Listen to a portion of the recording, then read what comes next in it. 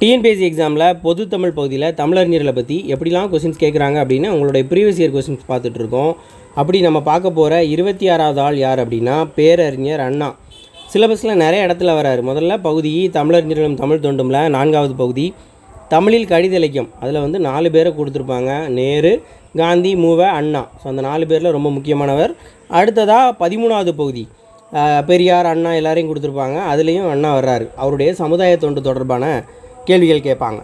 இது போக இன்னொரு இடத்துல மறைமுகமாக வருவார். எங்கே அப்படின்னா சிறுகதைகள் அப்படிங்கிற தலைப்பில் அறிஞர் அண்ணா இடம்பெறாரு. ஏன் அப்படின்னா அவருடைய சிறுகதை நூல்கள் நிறையா இருக்குது. அதனால் சிறுகதைகள் ஆசிரியர் அப்படிங்கிற தலைப்பிலையும் மறைமுகமாக கேட்பாங்க. அவருடைய பேர் இருக்கிறது வந்து சிலபஸில் இந்த 2 இடத்துல வெளிப்படையாக இடம்பெறுது. ஸோ அவருடைய 27 ப்ரீவியஸ் இயர் கொஸ்டின்ஸை நம்ம பார்க்க போகிறோம். அது எந்த அடிப்படையில் பார்க்க போகிறோம் அப்படின்னா, முதல்ல அவருடைய கடித இலக்கியம். கடித இலக்கியம் அப்படின்னா 2 டைப்பாக பார்க்க போகிறோம், புது புக்கில் இருந்து பழைய புக்கில் இருந்து. அதே மாதிரி அவருடைய நூல்கள், அவருடைய நாடகங்கள், சிறுகதைகள் எப்படி பார்க்க போகிறோம். அதுக்கப்புறம் அவருடைய சிறப்பான கூற்றுகள், அடுத்து அவருடைய சிறப்பு பேர், அதெல்லாம் பார்க்க போகிறோம். இந்த 4 வகையாக பார்க்க போகிறோம். முதல்ல கடித இலக்கியம் பார்க்கலாம். கடித இலக்கியம் அப்படிங்கும்போது 2 வகையாக பிரிக்கலாம். முதல்ல வந்து பழைய புத்தகத்தில் தம்பிக்கு ஒரு கடிதம் எழுதுவார். 10th இருக்கும், 2 பக்கம் தான் இருக்கும். ஸோ பொங்கல் வாழ்த்து சொல்லி ஒரு கடிதம் எழுதுவார். அதே மாதிரி இன்னொரு கடிதம் அப்படிங்கிறது என்ன அப்படின்னா, புது பாடத்தில் ஒரு வானொலி உரையை வந்து வீட்டிற்கோர் புத்தக சாலை அப்படின்னு சொல்லிட்டு ஒரு பாடமாக கொடுத்துருப்பாங்க. ஸோ அதை வந்து நம்ம கடிதமாக எடுத்துக்கலாம். ஸோ அதை வானொலி உரையை தான் அப்படி மாற்றி கொடுத்துருப்பாங்க, ஒரு கடிதம் மாதிரி. ஸோ அதையும் நம்ம படிச்சுக்கலாம். இந்த 2ஐயும் தான் கேள்வியாக கேட்குறாங்க. ஸோ 2019 EO கிரேட் 4ல் கேட்ட கொஸ்டின், பெருவெற்றி அல்லவோ அண்ணா என முழக்கமிட்டா என்று அறிஞர் அண்ணா யாருக்கு கடிதம் எழுதினார் அப்படின்னு ஸ்ட்ரைட்டாகவே கேட்டாங்க, தம்பிக்கு. அதே மாதிரி கடித இலக்கியம் 4 பேரும் யார் யாருக்கு கடிதம் எழுதுவாங்க அப்படிங்கிறத தெளிவாக தெரிஞ்சு வச்சுக்கிட்டோம் அப்படின்னா இந்த கொஸ்டினை ஈஸியாக சால்வ் பண்ணிடலாம். இது 10th இருக்குது, 2 பக்கம் தான் இருக்கும். நான் நிறையா கொஸ்டின்ஸ் கேட்டிருக்காங்க. 2019 பழைய 10th EO கிரேட் 4ல் கேட்டிருக்காங்க, நிலமடந்தையும் தன் மக்களுக்கு வளம் அளிக்கும் முன்பு விளையாட்டு காட்டுவாள், வேண்டி உழைத்து பெறு, உரிய நேரத்தில் பெறு, முயற்சி செய்து பெறு அப்படின்னு அன்பு ஆணையிடுகிறாள் அப்படின்னு சொன்னவர் யாருன்னு கேட்டிருப்பாங்க, பேரறிஞர் அண்ணா. இது வந்து ஆக்சுவலாக பொங்கலை சிறப்பித்து சொல்கிற மாதிரி சொல்லியிருப்பார். அப்போது எப்படி ஒரு தாய் வந்து தன்னுடைய குழந்தைக்கு வந்து ஏதாவது ஒரு விஷயம் சாப்பாடு கொடுக்கறதுக்கு முன்னாடி ஒரு விளையாட்டு காட்டி கொடுப்பாளோ, அதே மாதிரி நிலம் அப்படிங்கிற தாயும் தன்னுடைய பிள்ளைக்கு கொடுக்கறதுக்கு முன்னாடி உழைச்சி அந்த பலனை அடையிற மாதிரி செய்கிறாங்க. அது வந்து ஆக்சுவலாக அந்த எல்லாத்துக்குமான பலன் தான் நம்ம பொங்கல் அறுவடை செஞ்சு பொங்கல் கொண்டாடுறோம் அப்படிங்கிறதுக்காக அந்த விஷயத்தெல்லாம் அறிஞர் அண்ணா அதில் பேசியிருப்பார். 2018 குரூப் 2 எக்ஸாம்லேயும் கேட்டிருக்காங்க, அதே லைன் தான். நிலமடந்தை உழைத்து பெறு, உரிய நேரத்தில் பெறு, முயற்சி செய்து பெறு இப்படின்னு ஆணையிடுறதா கூறியவர் யார் அப்படின்னு கேட்டிருக்காங்க, பேரறிஞர் அண்ணா. அடுத்து அசிஸ்டன்ட் ஜெயிலர் எக்ஸாம் 2023 செப்டம்பரில் கேட்ட கொஸ்டின், பொங்கல் புதுநாளில் நமக்கு ஒரு மகிழ்வு, நாட்டுக்கு ஒரு பொலிவு வந்துவிடத்தான் செய்கிறது என்று எழுதியவர் யார் அப்படின்னா அறிஞர் அண்ணா தான். இது பழைய 10th புக்கில் இருந்தாலும் 2023 கொஸ்டின்ஸ்லேயும் இன்னும் கேட்டுட்டு தான் இருக்காங்க. அதே கொஸ்டின் கடைசியாக நடந்த குரூப் 4ல் கேட்டிருக்காங்க, பொங்கல் புதுநாளின் மாண்பினை எந்த இதழ் மூலம்னு கேட்டிருக்காங்க. இதுவும் அதே பாடத்தில் இருக்குது. காஞ்சிங்கிற இதழில் தான் அந்த பாடலை எழுதியிருப்பார். ஸோ இதை வந்து அந்த கடிதத்துலேயும் மென்ஷன் பண்ணியிருப்பார், காஞ்சிங்கிற இதழில் எழுதுனதா. 2013 எக்ஸாமில் கேட்ட கொஸ்டின் கடிதம் தொடர்பாக 4 ஆசிரியர்கள் கொடுத்துருக்காங்க. அவங்களுடைய கடிதம் என்னெல்லாம் சொல்லியிருக்காங்க அப்படிங்கிறதையும் கொடுத்துருக்காங்க. முதல்ல, இந்த நாட்டில் சொன்னபடி செய்ய ஆள் இல்லை, ஆனால் கண்டபடி சொல்ல ஆள் ஏராளம் அப்படின்னு மூவ தன்னுடைய தம்பிக்கு எழுதின கடிதத்தில் சொல்லியிருப்பார். அடுத்து, துறைமுக நகரங்களில் வாழக்கூடிய மக்களுக்கு வருவாய் அடிப்படையாக அமைவது அங்கு வாழும் கப்பல்களின் போக்குவரத்து அப்படின்னு சொன்னது ஆனந்தரங்கர். அவருடைய நாள் குறிப்பில் அந்த விஷயத்தெல்லாம் சொல்லியிருப்பார். அகிம்சா தர்மத்தை அப்படின்னாலே காந்தியடிகள். ஸோ அது வந்து 4. போர் என்றால் கடமை கண்ணியம் கட்டுப்பாடு அப்படின்னாலே பேரறிஞர் அண்ணா. ஸோ கடைசி ஆப்ஷன் 3. அப்போது 2, 1, 4, 3 விடை ஆப்ஷன் சி. அதே மாதிரி அடுத்து இன்னொரு கடித இலக்கியம் தொடர்பாக தான். நாட்குறிப்பு அப்படிங்கிறது ஒரு இலக்கியமாகவும் ஆவணமாகவும் மதிக்கப்படுகிறது. நாட்குறிப்புன்னு வந்துட்டாலே அது யார்? ஆனந்த ரங்கர். பல சிக்கலான தமிழ்நாட்டு பிரச்சனைகள் எழுதியிருக்கிறார். தமிழ்நாட்டு பிரச்சனையை பேசுனது யார்? பேரறிஞர் அண்ணா. ஹிந்தி எதிர்ப்பில் வந்து எல்லாமே பண்ணியிருக்கிறார். உண்மையில் சுயசரிதை எழுதுறது என் நோக்கம், எழுதுவதால் என் நோக்கம், சத்திய சோதனைகள் பலவற்றின் கதைகளை கூற விரும்புகிறேன். சத்திய சோதனை அப்படின்னு வந்துட்டாலே மகாத்மா காந்தி அவர்கள். அடுத்து, நீ யாருடன் தமிழ்லே பேசு, உலகத்தாரெல்லாம் அவங்கவுங்க தாய்மொழியில் தான் பேசுகிறாங்கன்னு தம்பிக்கு எழுதின கடிதத்தில் மூவ அறிவுரை சொல்லுகிறார். ஸோ ஆப்ஷன் ஏங்கிறது தான் சரியான விடை. அடுத்ததாக 2022 எக்ஸாமில் கேட்டிருக்காங்க. இப்போ இது வரைக்கும் நம்ம பார்த்தது பழைய புக்கு. இப்போ பார்க்க போகிறது புது புக்கில் உள்ள அந்த வானொலி பாடத்தில் உள்ள விஷயத்தை தான் பார்க்க போகிறோம். வாழ்க்கையில் அடிப்படை தேவைக்கு அடுத்த இடம் உணவுடைய இருப்பிடம். அதுக்கு அடுத்து நம்ம எதுக்கு முக்கியத்துவம் கொடுக்கணும்? அடிப்படை தேவையா புத்தக சாலைக்கு தான் கொடுக்கணும் அப்படின்னு சொல்லிட்டு வலியுறுத்தியவர் யார் அப்படின்னா அறிஞர் அண்ணா. இதுதான் அந்த வீட்டிற்கோர் புத்தக சாலை அப்படிங்கிற பாடத்தில் கொடுத்துருப்பாங்க. அவருடைய வானிலை உரை புத்தக சாலை பற்றி தான் அதிகமாக அந்த பாடத்தில் பேசியிருப்பார். ஸோ அதை தான் இதில் கொடுத்துருக்காங்க. இது 2022 கேட்கப்பட்ட கொஸ்டின். இதில் குழப்புறதுக்காக இந்தியாவுடைய அந்த முக்கியமான நூலக தினம் அப்படின்னு நம்ம கொண்டாடுறோம் இவருடைய பிறந்தநாளை தான். ஸோ நூலக விதிகளை வகுத்தவர் அப்படின்னு சொல்லக்கூடிய இந்த அரங்கநாதனையும் கொடுத்துருக்காங்க குழப்புறதுக்காக.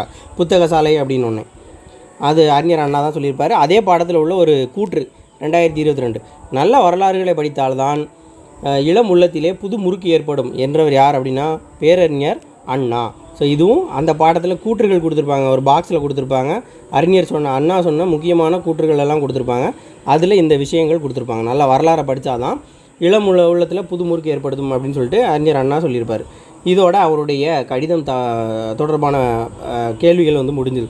அடுத்து அவருடைய நூல்கள் தொடர்பான கேள்விகளை பார்க்கலாம். 2014 எக்ஸாமில் கேட்ட கொஸ்டின், எது அறிஞர் அண்ணாவின் படைப்பு அன்றுன்னு கேட்டிருக்காங்க. இதில் ஒன்றே ஒன்று வந்து அறிஞர் அண்ணாவுடைய படைப்பு கிடையாது. வேலைக்காரி அப்படிங்கிறது அவருடைய நாடக நூல். ஓர் இரவு அப்படிங்கிறது அவருடைய நாடகம். செவ்வாழை அப்படிங்கிறது அவருடைய சிறுகதை. இது எல்லாமே சரிதான். இப்போ இந்த குறட்டை ஒலி அப்படிங்கிறது மட்டும் தவறானது. ஏன்னா குறட்டை ஒலி அப்படிங்கிறது வரதராசனார் அவருடைய சிறுகதை நூல். அப்போது இதில் குறட்டை ஒலி அப்படிங்கிறது மட்டும் கிடையாது. அடுத்த 2016 குரூப் 2 எக்ஸாமில் கேட்ட கொஸ்டின், கீழுள்ள பட்டியலில் பொருந்தாத நாடகம் அப்படின்னு கொடுத்துட்டான். இது எல்லாமே நாடகம் அப்படிங்கும்போது இந்த சந்திரோதயம், ஓர் இரவு, வேலைக்காரி இது எல்லாமே யாருடைய நூல்? அறிஞர் அண்ணாவுடைய நூல், அறிஞர் அண்ணாவுடைய நாடகம். அப்போது இந்த தூக்கு மேடை மட்டும் தவறானது. ஏன்னா இது கலைஞர் கருணாநிதி அவர்களுடைய நாடகம். தூக்கு மேடை அப்படிங்கிறது கருணாநிதி அவர்கள் எழுதிய நாடகம். அதில் எம்ஆர் ராதா பல இடங்களில் மேடைகளில் நடித்து புகழ்பெற்றதாக சொல்லுவாங்க. அந்த தூக்கு மேடை நாடகத்தை எழுதியவர் வந்து கலைஞர் கருணாநிதி. இந்த சந்திரோதயம், ஓர் இரவு, வேலைக்காரி எல்லாமே யாருடைய நாடகம் அப்படின்னா பேரறிஞர் அண்ணாவுடைய நாடகம். அடுத்து 2011 எக்ஸாமில் கேட்டிருக்காங்க. ஓர் இரவுனால இப்போ தானே பார்த்தோம் அறிஞர் அண்ணா. அடுத்ததாக கரித்துண்டு. இந்த கரித்துண்டு அப்படிங்கிறது வரதராசனார் அவர்களுடையது. அடுத்ததாக குயில் பாட்டு, கண்ணன் பாட்டு, குயில் பாட்டு, பாஞ்சில சபதம் இது எல்லாமே பாரதியாரோடது. அழகின் சிரிப்பு, இரண்டு வீடு எல்லாமே யாருடையது? பாரதிதாசனுடையது. அப்போ 2, 1, 4, 3 அப்படிங்கிறது தான் விடை. அடுத்து 2022 குரூப் 4 கடைசியாக நடந்த குரூப் 4ல் கேட்ட கொஸ்டின். ஸோ தத்துவ தரிசனம். இந்த தத்துவ தரிசனம் அப்படிங்கிறது வந்து வள்ளிக்கண்ணனுடைய நூல். பிடி சாம்பல் அப்படிங்கிறது அண்ணாவுடைய நூல். தாலாட்டு அப்படிங்கிறது ஜெயகாந்தனுடைய நூல். மிட்டாய்காரன் அப்படிங்கிறது கீவா ஜெகநாதனுடைய நூல். அப்படியே மாற்றி கொடுத்துருக்காங்க. 2, 1 இங்கே 4, 3. அப்போ விடை ஆப்ஷன் டி. அடுத்து இன்னொரு கொஸ்டின் 2023 எக்ஸாமில் கேட்ட கொஸ்டின். பேரறிஞர் அண்ணா இது பொருத்தமான நிறுத்தற்குறியீடு. இது வந்து இந்த தமிழ் எலிஜிபிலிட்டி டெஸ்ட் அப்படின்னு சொல்லுவாங்கள்ல. ஸோ அதில் கொடுத்தது. நம்ம எதுக்காக இதை பார்க்க போகிறோம் அப்படின்னா பேரறிஞர் அண்ணா எழுதிய சிறுகதை நூல். அதில் ஒன்று தான் என்னது? செவ்வாழை அப்படிங்கிற சிறுகதை நூல். அதை நம்ம ஞாபகம் வச்சுக்கணும். ஏன்னா ஒரு பையனுடைய ஏழையாக இருக்கக்கூடிய ஒரு பையனுடைய வீட்டில் செவ்வாழை வளர்ப்பாங்க. ஸோ அந்த கதை நல்லாயிருக்கும். அது தொடர்பாக தான் கொடுத்துருக்காங்க. அடுத்து 2019 குரூப் 4 எக்ஸாமில் கேட்டது. அறிஞர் அண்ணாவுடைய கதைகள் தமிழ் பீடம் அப்படிங்கிற இதழில் வெளியிடப்பட்ட ஆண்டு கேட்டிருக்காங்க 2005. ஸோ இது வந்து கவிதைகள் வந்து எந்த இதழில் வெளியிடப்பட்டது அப்படின்னு சொல்லி கேட்கலாம். தமிழ் பீடம் அப்படிங்கிற இதழில் எந்த அறிஞருடைய கவிதைகள் வந்து இடம்பெற்றது அப்படின்னு கேட்கலாம். ஸோ அறிஞர் அண்ணா 2005 தமிழ் பீடம். அடுத்து இன்னும் அவருடைய முக்கியமான கூற்றுகள் தொடர்பான கேள்விகளை வந்து நம்ம பார்க்கலாம். முதல்ல 2019 குரூப் 4ல் கேட்டது தான். சட்டம் ஒரு இருட்டறை, அதில் வழக்கறிஞரின் வாதம் ஒரு விளக்கு அப்படின்னு சொன்னவர் அண்ணாவுடைய மிகச்சிறந்த கூற்றுகளில் இதுவும் ஒன்று. அடுத்து 2014 எக்ஸாமில் கேட்ட கொஸ்டின். இதில் அறிஞர் அண்ணாவுடைய கூற்று எது அப்படின்னு கேட்டிருக்காங்க. பாட்டாளி ஓய்வு பெறுவது சமூக நீதியில் ஒன்று அப்படின்னு சொல்லியிருப்பார். ஏன் அப்படின்னா இது ஓய்வு அப்படிங்கிற ஒரு தலைப்பில் அறிஞர் அண்ணாவுடைய விஷயத்தை சொல்லியிருப்பாங்க. ஓய்வுங்கிறது என்ன அப்படின்னா வெறுமனே படுத்து தூங்குறது மட்டும் ஓய்வு கிடையாது. எல்லாருக்கும் ஓய்வு வேணும். நிகழ்ச்சிகள் பார்க்குறது, ஒரு பாட்டாளி வந்து ஒரு வேலை பார்த்துட்டு வந்து ஒரு கலை நிகழ்ச்சி காங்குறான்னா அதுதான் உண்மையான ஓய்வு அப்படிங்கிற மாதிரி ரொம்ப அருமையான விஷயத்தை சொல்லியிருப்பார். பழைய 12th உரைநடை பகுதியில் இந்த விஷயம் கொடுத்துருப்பாங்க. ஸோ இதான் அறிஞர் அண்ணா சொன்ன விஷயம். 2018 குரூப் 4 எக்ஸாமில் கேட்டது. ஸோ இந்த கூட்டுறவை பொறுத்த வரைக்கும் 2 இலக்கியங்களை பற்றி அறிஞர் அண்ணா ரொம்ப சிறப்பாக பேசியிருப்பார். முதல்ல என்ன அப்படின்னா கலிங்கத்து பரணி. ஸோ இந்த கலிங்கத்து பரணியை பற்றி பேசியிருப்பார். ரெண்டாவது ராவண காவியம். ரெண்டுலேயுமே ஒரே ஒரு சின்ன லைன் தான் கொடுத்துருப்பாங்க அறிஞர் அண்ணாவை பற்றி. இந்த ரெண்டுமே கேள்வியாக கேட்குறாங்க. ஸோ அறிஞர் அண்ணா 2 நூல்களை பற்றி பேசியிருப்பார். ஒன்று கலிங்கத்து பரணி, இன்னொன்று ராவண காவியம். கலிங்கத்து பரணியை பற்றி பேசும்போது அவருக்கு விருப்பமான இலக்கியம் அப்படின்னு சொல்லியிருப்பாங்க. ஸோ அதை தான் கேள்வியாக கேட்டிருக்காங்க. பேரறிஞர் அண்ணாவுக்கு விருப்பமான இலக்கியம் எது அப்படின்னு கேட்டிருக்காங்க. திருக்குறள்லாம் ஆப்ஷனில் கொடுத்துருக்காங்க. திருக்குறள், கம்பராமாயணம்லாம் கொடுத்துருக்காங்க. நம்ம திருக்குறள் அப்படிங்கிறது தான் நிறைய பேர் நினைப்போம். ஆனால் கலிங்கத்து பரணி அப்படிங்கிறது தான் சரியான விடை. 2017 EO கிரேட் 4லையும் கேட்டிருக்காங்க. எனக்கு மிக விருப்பமான இலக்கியம் ஒன்றென்றால் அது கலிங்கத்து பரணியே. இப்படி சொன்னது யார் அப்படின்னு கேட்டிருக்காங்க. இங்கே ஆன்சர் வந்து பேரறிஞர் அண்ணா. அண்ணாவுக்கு பிடிச்சது என்னன்னு கேட்டிருக்காங்க கலிங்கத்து பரணி. கலிங்கத்து பரணியை பிடிச்சதுன்னு சொன்னது யாருன்னு இங்கே கேட்டிருக்காங்க பேரறிஞர் அண்ணா. ஸோ திரும்ப ஜெயிலர் எக்ஸாமில் கேட்டிருக்காங்க 2019. எனக்கு மிக விருப்பமான இலக்கியம் ஒன்றென்றால் அது எது அப்படின்னு சொல்லிட்டு பேரறிஞர் அண்ணா கூறினார். கலிங்கத்து பரணி. அதுலேயும் திருக்குறள் கொடுத்துருக்காங்க.